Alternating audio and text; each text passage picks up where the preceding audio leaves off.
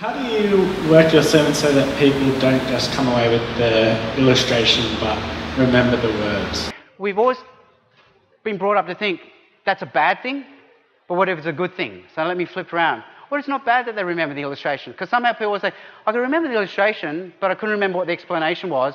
But we could flip around and say, well, at least we remembered something. Because without the illustration, you wouldn't remember anything. You'd have nothing to remember. So it's not like, because of the illustration, I couldn't remember the explanation. It's not like the two are competing. It's just that we are designed to remember the illustration, but not the explanation. That's just how we're wired. But what we need to understand now, how do modules of communication work? So let me explain this. So some of you heard this before. So some of you heard me riff on me being an Asian. And you know, as an Asian kid, I couldn't swim. So let's say my statement is, Asians cannot swim. Then I could say, they are like rocks in the water. You know, they sink. This is because swimming was not big in the Asian culture. Violin lessons were, but not swimming lessons.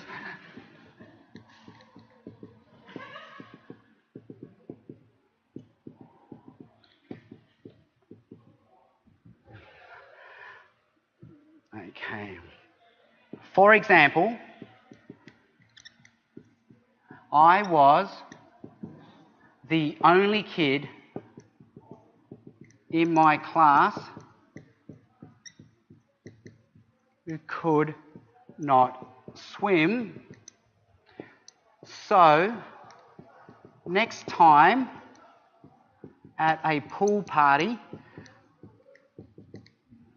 do not push your Asian friend, because you think I'm being racist, but every Asian has a horror story out there where a well-meaning Anglo friend pushed them into a pool at a pool party thinking they could swim when they couldn't. Asian friend into the pool. Now, what have I just done here? Asians cannot swim. They are like rocks in water because swimming was not big in the Asian culture. For example, I was the only kid in my class who could not swim. So next time at a pool party, do not push your Asian friend into a pool. That's quite a coherent idea, isn't it? You can make a paragraph out of it. It's coherent. Now, what is happening here? This is functioning as an idea. What is this one functioning as? Illustration.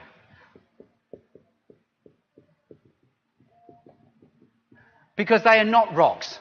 You're saying they're like rocks. So it's an illustration of the idea, but they're not really rocks. Because swimming was not big in the Asian culture, what's this functioning as? The explanation, that's right. This one is functioning as, and it's given away by for example, the example. So next time at a pool party, don't push your Asian friend into the pool. What's this functioning as? All right, so we can go application. And then we can get more fancy because sometimes there's nothing to do. So we can talk about significance. Or I like to think of what is the payload? What is the whole point of me even saying this? So what is the payload for you in this paragraph? All right, so the idea gives me something to believe. Here's an idea, believe it. True or false? Asians cannot swim. Believe it or don't believe it. The illustration gives me something to imagine. It wins over the imagination. The explanation gives me something to understand.